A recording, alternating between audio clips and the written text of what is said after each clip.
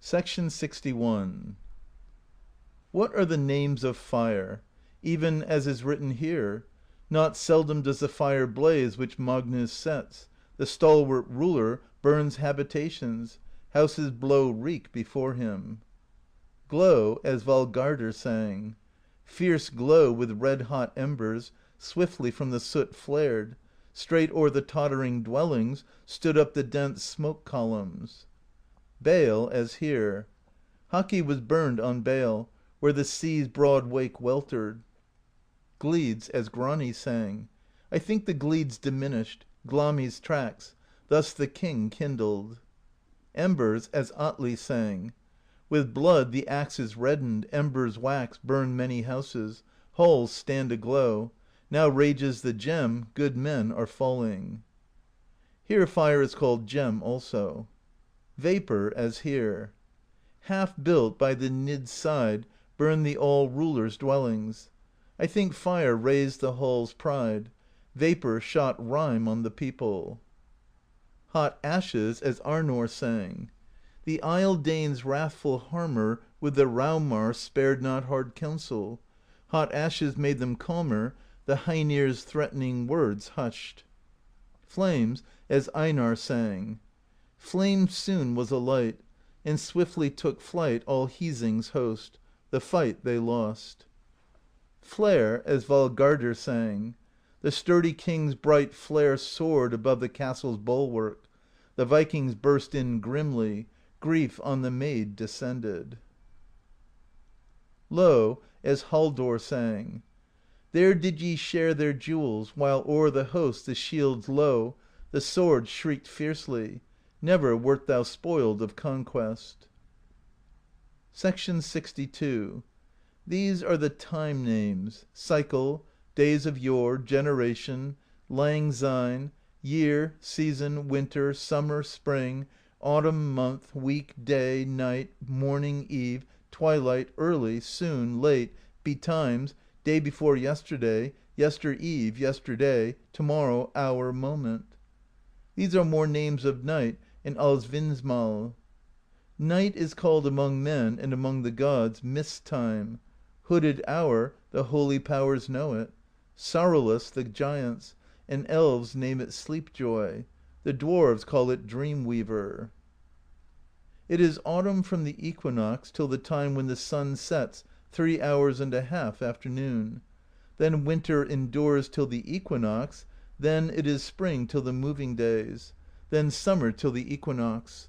The month next before winter is called Harvest Month; the first in winter is the month of cattle slaughter; then Freezing Month; then Rain Month; then the month of Winter's Wane; then Goi; then Single Month; then Cuckoo Month and Seed Time; then Egg Time and Lamb Weaning Time. Then comes Sun Month and Pasture Month; then Haying Season; then Reaping Month. 63. What are the simple terms for men? Each in himself is man.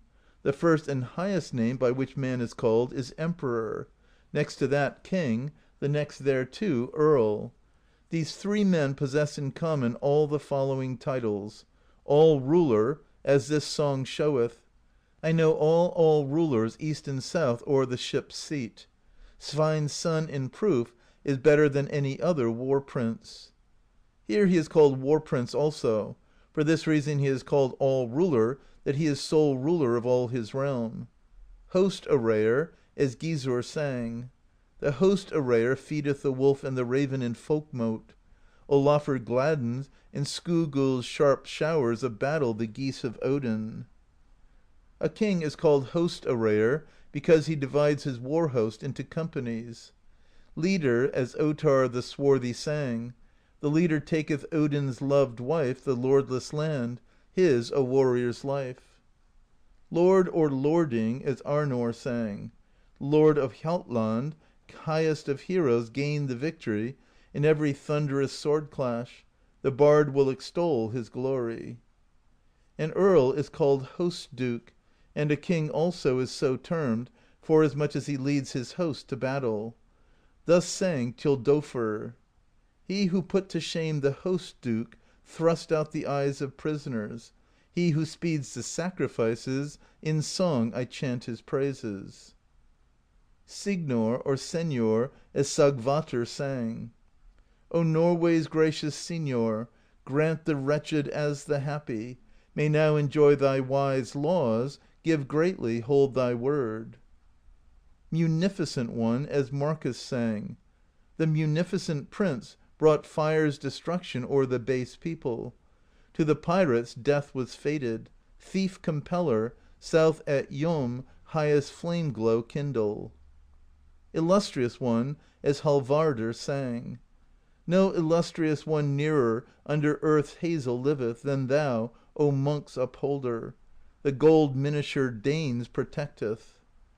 Land Driver, as Thjodolfr sang: The guileless land driver sprinkles Kraki's gleaming barley, as was written before. He is called so because he drives his host about the lands of other kings, or drives a host out of his own land. 64. There was a king named Halfdan the Old, who was most famous of all kings.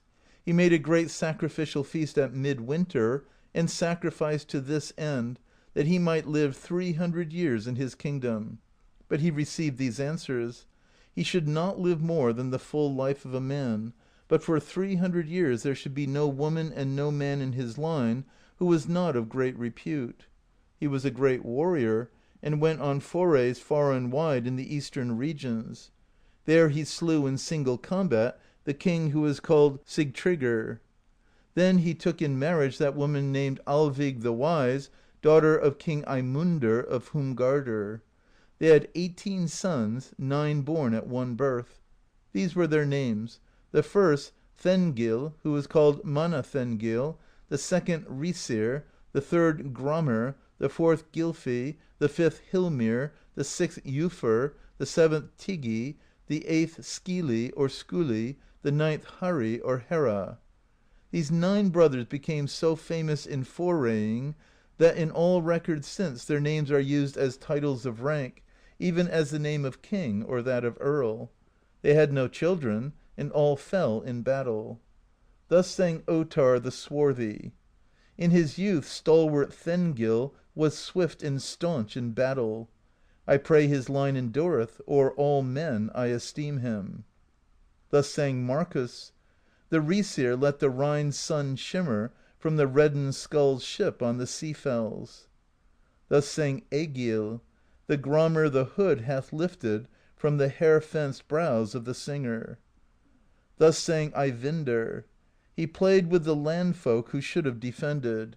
Gylfi the Gladsome stood 'neath the gold helmet. Thus sang Glumr Geirason: Hilmir beneath the helmet reddened the sword hone hollowed.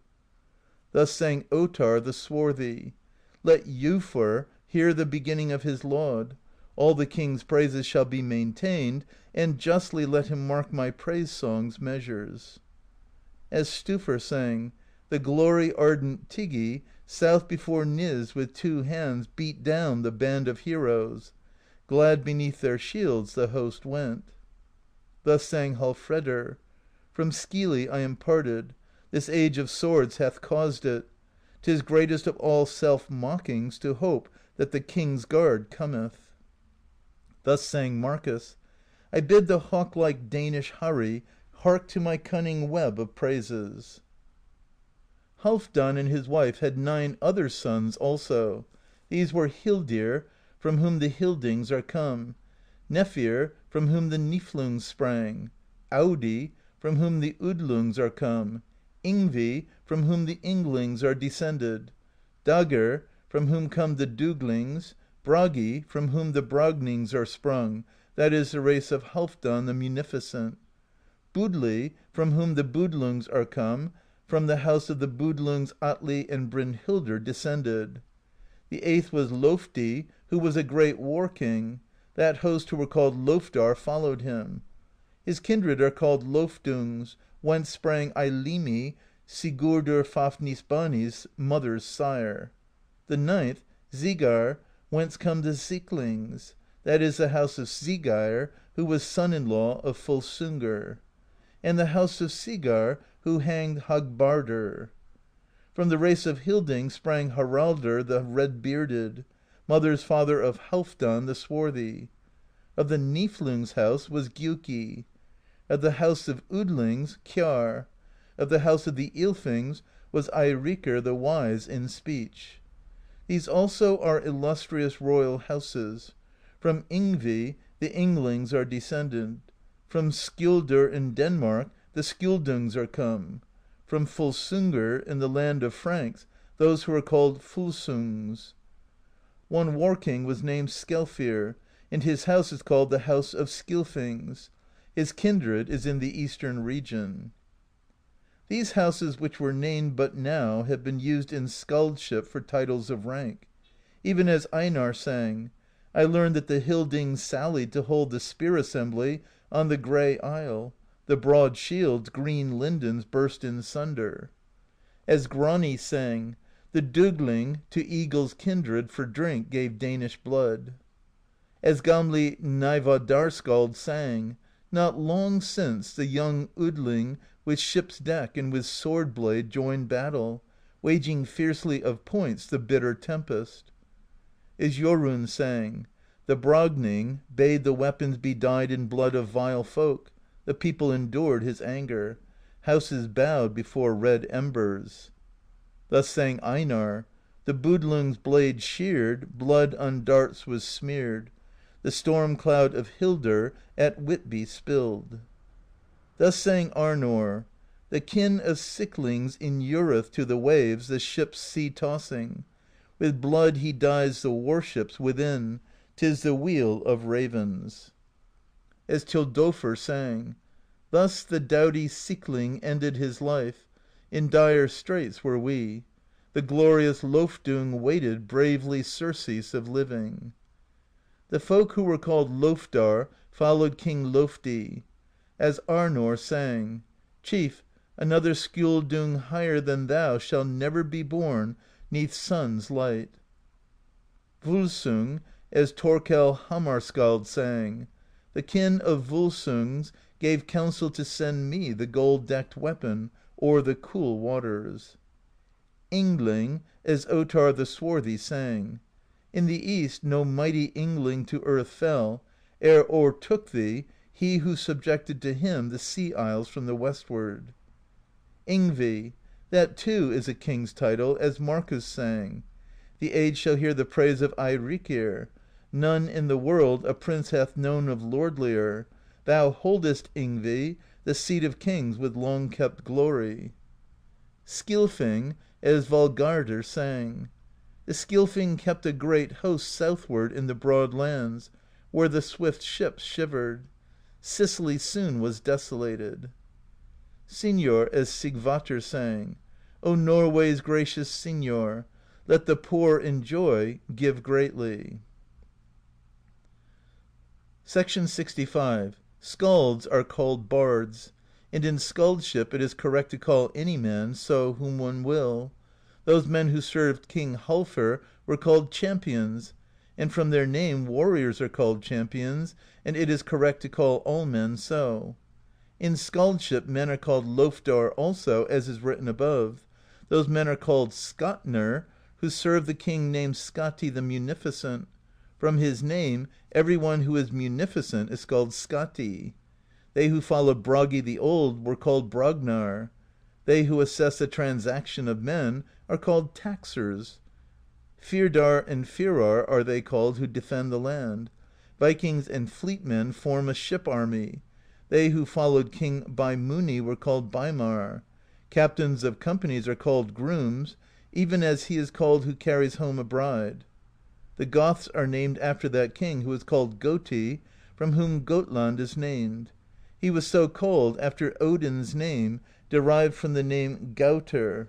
For Gautland or Gotland was named after Odin's name, and Sweden from the name of Svidor, which is also a title of Odin's. At that time all the mainland which he possessed was called Reidgotaland, and all the islands Eygotaland, that is now called the realm of Danes or of Swedes. Young men not householders are called drengs, while they are acquiring wealth and glory. Seafaring drengs are they who voyage from land to land. Kings' drengs are they who serve rulers. They also are drengs who serve wealthy men or franklins. Valiant and ambitious men are called drengs. Warriors are also called champions and troops; these are soldiers. Freeholders are called thanes and yeomen. Those men who go about reconciling men are called daymen. These men are they who are called champions, kemps, men of war, brave men, valiant men, hardy men, overpowerers, heroes. Over against these are the following terms: soft, weak, unleavened, leavenless, melting one, sheath, coward, skulker, weakling, qualmish, caitiff, scamp, vile one, dog, lout, feeble one, paltry one, imbecile, bungler, son of wretchedness. A good man of his hands is called munificent, illustrious, towerer, mighty towerer, towering gold giver, prince of men, wealthy one, prosperous, heaper up of riches, mighty man, chieftain. In contrast to these are they who are called niggard, miser, calculator, wretched one, wealth-hiding, gift-tardy one. A man wise in counsel is called wielder of counsel. A witless man is called clown, oaf, gander, dupe, boor, idiot, dolt, fool, madman, maniac, moonstruck. One who thinks much of dress is called gaudy, dreng, glittering one, careful of attire, tricked out. A noisy fellow is called shark-skin, braggart, sheath-cleaner, fawner, brawler, good for naught, worthless one. Common folk are called country folk or people. A thrall is called kept man, serf, laborer, servant. 66. Each one singly is called man. 'Tis twain if they are two, 3 are a thorp, 4 are a group, a band is 5 men; if there are 6 it is a squad, 7 complete a crew, 8 men make a panel, 9 are good fellows, 10 are a gang, 11 form an embassy. It is a dozen if 12 go together, 13 are a crowd, 14 are an expedition, it is a gathering when 15 meet, 16 make a garrison, 17 are a congregation, to him who meets 18 they seem enemies enough. He who has 19 men has a company, 20 men are a posse, 30 are a squadron, 40 a community, 50 are a shire, 60 are an assembly, 70 are a line, 80 are a people, 100 is a host. 67. Beside these there are those terms which men prefix to the names of men. We call such terms epithets of possession, or true terms, or surnames. It is an epithet of possession when one names a thing by its true name, and calls him whom one desires to periphrase owner of that thing, or father or grandfather of that which was named. Grandsire is a third epithet. Moreover, a son is also called heir, heritor, bairn, child, and boy, inheritor. A blood kinsman is called brother, twin, germain, consanguine. A relation is also called nephew, kinsman, kin, kith, friend, kinstave, descendant, family prop, family stem, kin branch, family bough, offshoot, offspring, head tree, scion. Kinsmen by marriage are further called sibfolk, minglers of blood. A friend is called counsel mate, counsel giver, adviser, secret sharer, converser, bench fellow, fondling, seat mate. Bench fellow also means cabin mate. A foe is called adversary, shooter against one, hater, attacker, scather, slayer, hard presser, pursuer, overbearer. These terms we call epithets of possession, and so also if a man is known by his dwelling or his ship, which has a name of its own, or by his estate, when a name of its own is given to it. This we call true terms. To call a man wise man, man of thought, wise in speech, sage in counsel, wealth munificent, not slack, endower, illustrious one, these are surnames. 68. These are simple terms for women in skaldship. Wife and bride and matron are those women who are given to a man. Those who walk in pomp and fine array are called dame and lady. They who are witty of speech are called women of wisdom. They who are gentle are called girls. They who are of high countenance are called proud and haughty ones. She who is of noble mind is called gentlewoman. She who is richest, lady. She who is bashful, as young maids are, or those women who are modest, is called lass. The woman whose husband has departed from the land is called stay-at-home. That woman whose husband is slain is called war-widow. Widow is the term for her whose husband has died of sickness. Maid means first every woman, and then carlines that are old. Then there are those terms for women which are libellous. One may find them in songs, though they be not in writing. Those women who have one husband in common are called concubines. A son's wife is termed daughter-in-law. The husband's mother is called mother-in-law. A woman may also be called mother, grandmother, great-grandmother. A mother is called dam. Woman is further called daughter, bairn, and child. She is also called sister, lady, and maiden. Woman is also called bedfellow, speech-mate, and secret sharer of her husband, and that is an epithet of possession. 69. A man's head is termed thus should it be periphrased.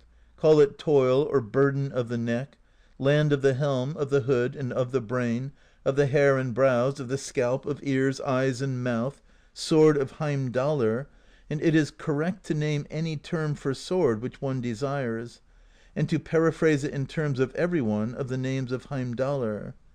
The head, in simple terms, is called skull, brain, temple, crown. The eyes are termed vision or glance, and regard, swift appraising. They may be so periphrased as to call them sun or moon, shields and glass, or jewels, or stones of the eyelids, of the brows, the lashes, or the forehead. The ears are called listeners or hearing.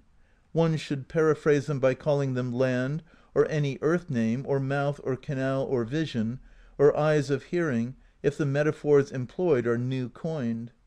The mouth one should periphrase by calling it land, or house of the tongue, or of the teeth, of words, or of the palate, of the lips, or the like, and if the metaphors used are not traditional, then men may call the mouth ship, and the lips the planks, and the tongue oar or tiller of the ship. The teeth are sometimes called gravel or rocks of words, of the mouth or of the tongue. The tongue is often called sword of speech or of the mouth. The hair which stands on the lips is called beard, moustache, or whiskers. Hair is called nap. The hair of women is called tresses. Hair is termed locks. One may periphrase hair by calling it forest, or by some tree name. One may periphrase it in terms of the skull or brain or head, and the beard in terms of chin or cheeks or throat. 70. The heart is called grain sheaf.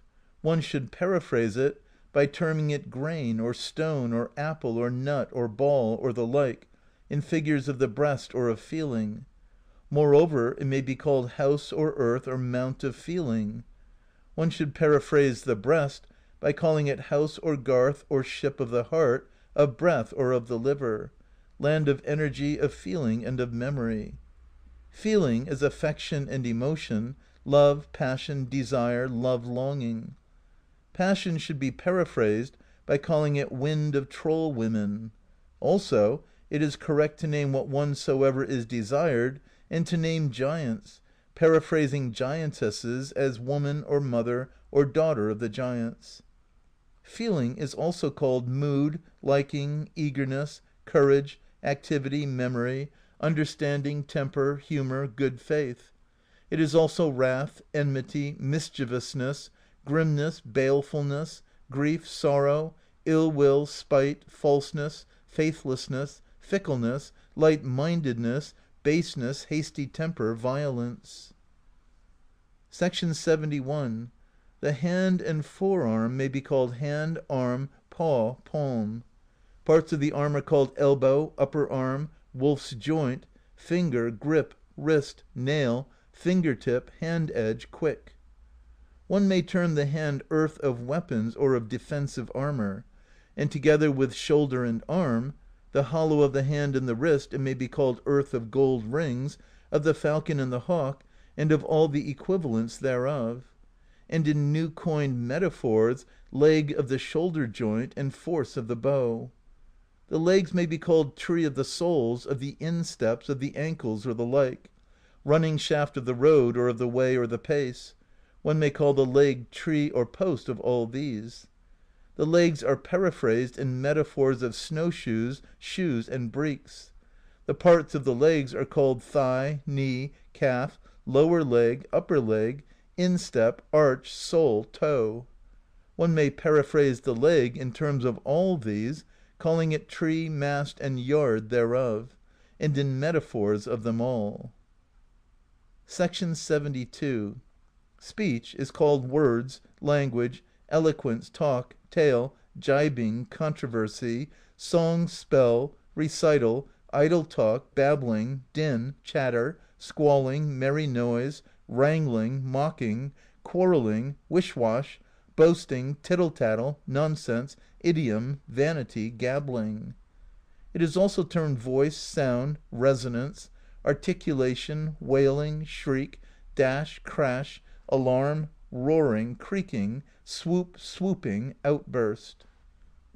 § 73. Understanding is called wisdom, counsel, discernment, memory, speculation, intelligence, arithmetic, far sight, craft, word wit, preeminence. It is called subtlety, wiliness, falsehood, fickleness. § 74. Expression is of two kinds, that which is called voice and that which is called manners. Manners is also temper. Ræði also has double meaning. Ræði is the ill humour of a man, and ræði is also the rigging of a ship, or the driving gear of a horse. Far also has double meaning. Far signifies wrath, and far signifies a ship. Men have made frequent use of such ambiguous expressions as these, and this practice is called punning. Lith is that part of a man where bones meet. Lith is a word for ship. Lith means people. When a man renders another assistance, his aid is lith. Lith signifies ale. Hlith signifies the gate in a garth. Hlithr men call an ox, and hlith signifies a slope. One may make such use of these distinct meanings in skaldship as to make a pun that is hard to interpret, provided one employ other distinctions than those which are indicated by the half-lines which precede. These cases are there, and many others, in which diverse things have the same name in common. End of Section 74. Recording by Expatriate in Bangor, Maine.